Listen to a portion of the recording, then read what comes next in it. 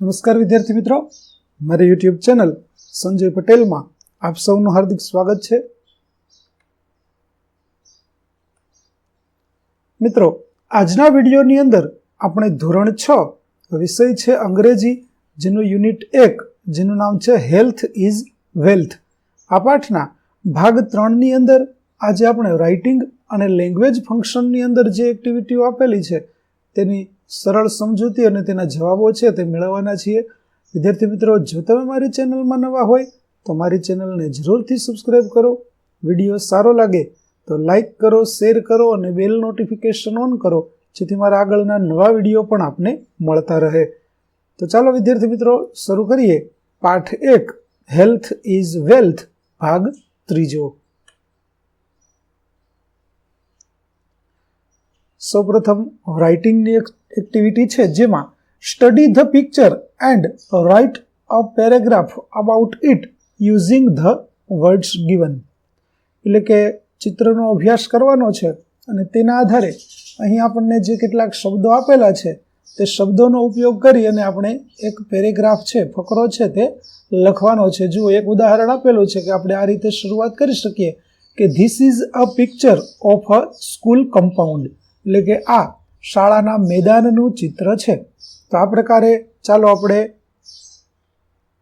શરૂઆત કરી અને ફકરો છે તે બનાવીએ કે કેવી રીતે આપણું લખાણ થશે. તો જુઓ, ઉદાહરણ જે હતું તે આપણે જોયું કે this is a school picture of a school compound. હવે ચિત્રો વિદ્યાર્થી મિત્રો તમે આગળના પાના ઉપર જોયા છે, તો ચિત્ર ઉપરથી આપણે જે પ્રશ્નો બનાવવાના છે તેની જોતા જઈએ કે શું શું બને છે. તો there is A big school building with a flag on top. કે એક મોટું સ્કૂલ બિલ્ડિંગ જેના ઉપર ધ્વજ લહેરાઈ રહ્યો છે. Children in uniform are doing many fun activities. Uniform પહેરેલા વિદ્યાર્થીઓ ઘણી મનોરંજક પ્રવૃત્તિઓ કરી રહ્યા છે. Some children are looking at the sky with a telescope.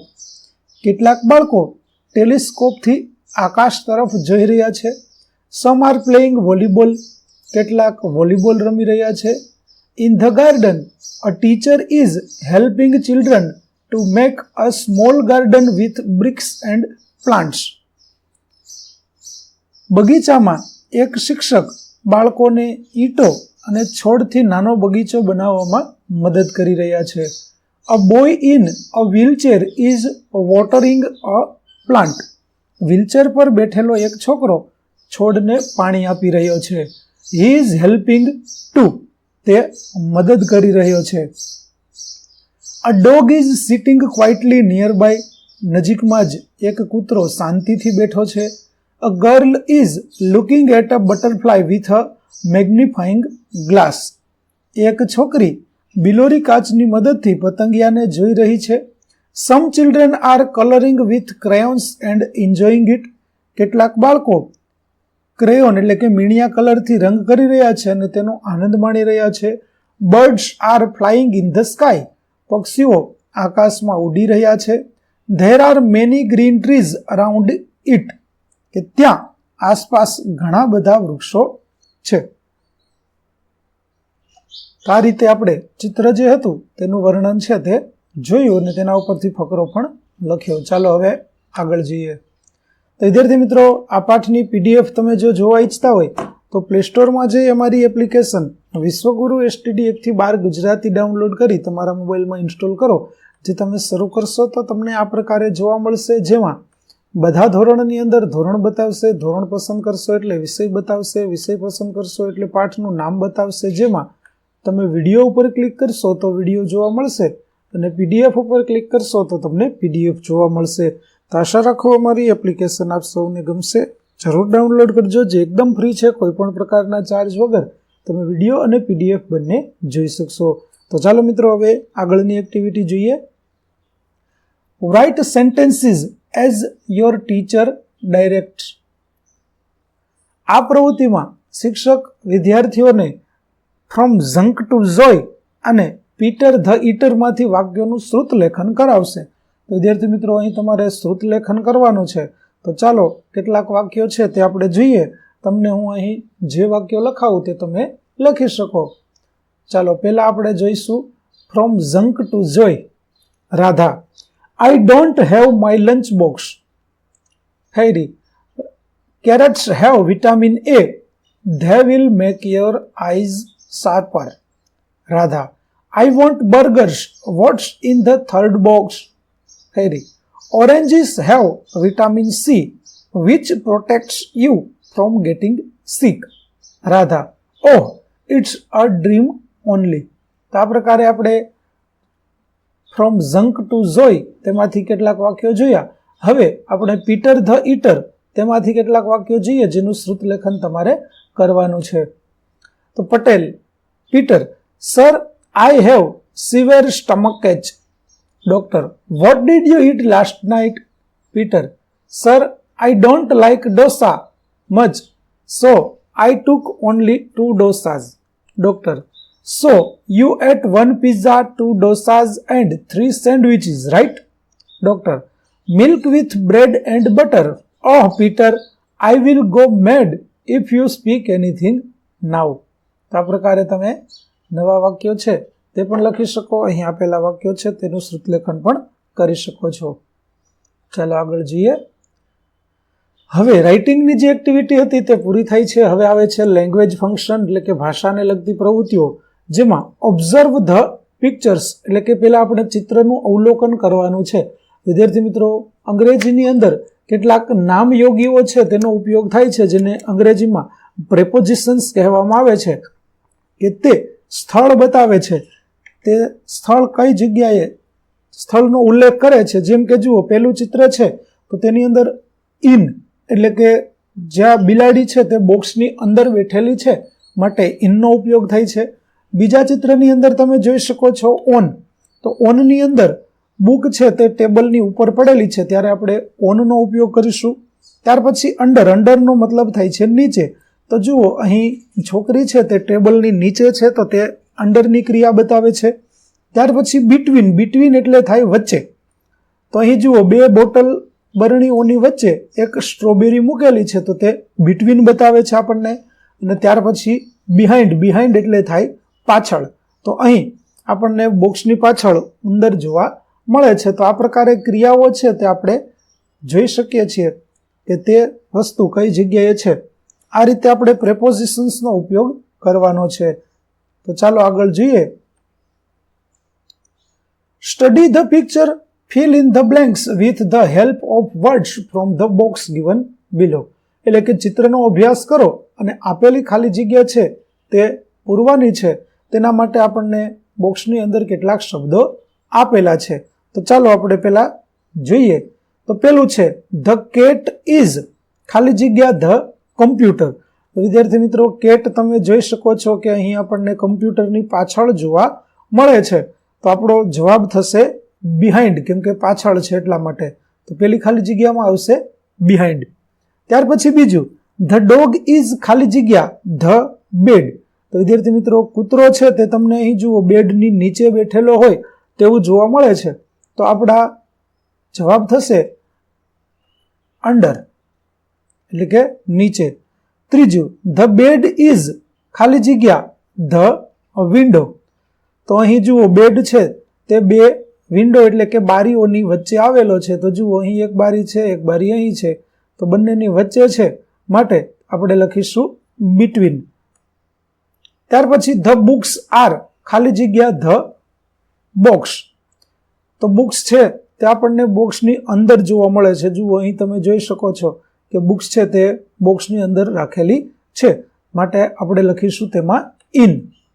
ત્યાર પછી 5મી ખાલી જગ્યા ધ કમ્પ્યુટર ઇઝ ખાલી જગ્યા ધ ટેબલ. તો કમ્પ્યુટર છે તે અહીં આપણને ટેબલની ઉપર જોવા મળે છે. તો આપણો જવાબ થશે ઓન. તો આ રીતે આપણે પ્રેપોઝિશન્સ છે તેનો ઉપયોગ કરી અને ખાલી જગ્યાઓ પૂરીશું. ચાલો હવે આગળની પ્રવૃત્તિ જોઈએ. Rewrite the sentences using the most appropriate word. એટલે કે સાચા શબ્દનો ઉપયોગ કરી અને આપણે વાક્ય છે તેને ફરીથી લખવાનું છે. જેમ કે પેલું, I was born in on above 1988.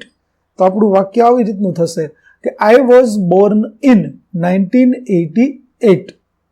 બીજું, he is on in front of between his computer. તો તેમાં થશે આપણું વાક્ય he is in front of his computer. In front of એટલે ની સામે હોવું, એટલે કે તે કમ્પ્યુટરની સામે છે. ત્રીજું, the picnic is planned in on into Sunday. તો આપણું વાક્ય થશે the picnic is planned on Sunday. ત્રીજું, Hiral hid behind between under the door. તો આપણું વાક્ય થશે Hiral hid behind the door. ત્યાર પછી પાંચમું, Kiya swim into in above the pool. તો થશે કિયા સ્વિમ્સ ઇન ધ પુલ. આ પ્રકારે આપણે પ્રેપોઝિશન્સ છે તે યોગ્ય શબ્દનો ઉપયોગ કરી અને વાક્ય લખીશું. ત્યાર પછી study the pictures and fill in the blanks using the words from the brackets. Example, I am running. તો ધે આર રનિંગ એક વચન અને બહુવચન બંને કરેલું છે. તો ચાલો પેલું છે ધ ગર્લ્સ ખાલી જગ્યા અંડર ધ ટ્રી. તો અહીં આપણે સાદો વર્તમાન કાળ છે તેની અંદર વાક્યમાં તેના ક્રિયાપદો છે તે લખવાનો છે. તો ગર્લ્સ એટલે બહુવચન છે માટે આપણે આર કરવું પડશે અને સીટ છે તેનું થશે સિટિંગ. તો આપણો જવાબ થશે the girls are sitting under the tree.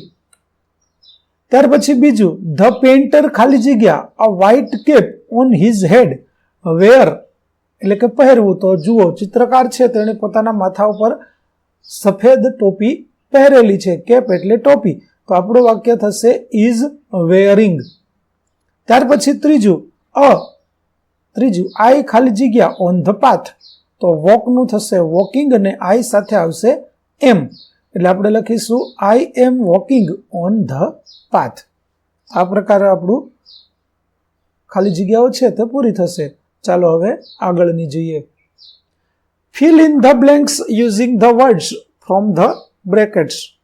કૌંસમાં આપેલા શબ્દો છે તે જોઈ અને આપણે ખાલી જગ્યાઓ પૂરવાની છે. તો જુઓ, I am going to watch a movie at the theatre. તો ગોનું થશે ગોઈંગ, કેમ કે ચાલુ વર્તમાન કાળનું વાક્ય છે.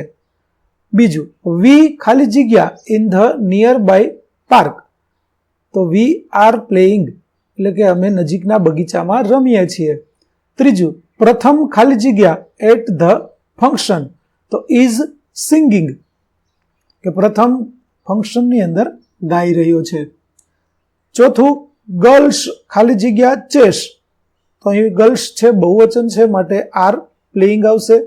Girls are playing chess. પાંચમું, ધ ટીચર ખાલી જગ્યા ધ સ્ટુડન્ટ્સ. તો ટીચનું થશે ટીચિંગ. આઈએનજી વાળું રૂપ આપણે લખીશું અને ટીચર છે એક વચન એટલા માટે ઇઝ ટીચિંગ આવશે. ત્યાર પછી છઠ્ઠું, આઈ. તો આઈ સાથે હંમેશા એમ આવે અને રીડનું થશે રીડિંગ. તો I am reading a story book. આ પ્રકારે આપણે ક્રિયાપદોના યોગ્ય રૂપો છે તેનો ઉપયોગ કરી અને ખાલી જગ્યા પૂરીશું. ચાલો આગળ જોઈએ. Study the examples and make sentences એટલે કે ઉદાહરણ જુઓ અને તેને પરથી આપણે વાક્ય બનાવવાના છે. અહીં વિદ્યાર્થી મિત્રો તમારે પ્રવૃત્તિ પણ કરવાની છે. શિક્ષક વર્ગને 8 જૂથમાં વિભાજિત કરશે અને 5 મિનિટનો સમય આપી ઉદાહરણ મુજબ વાક્યો લખવા કહેશે.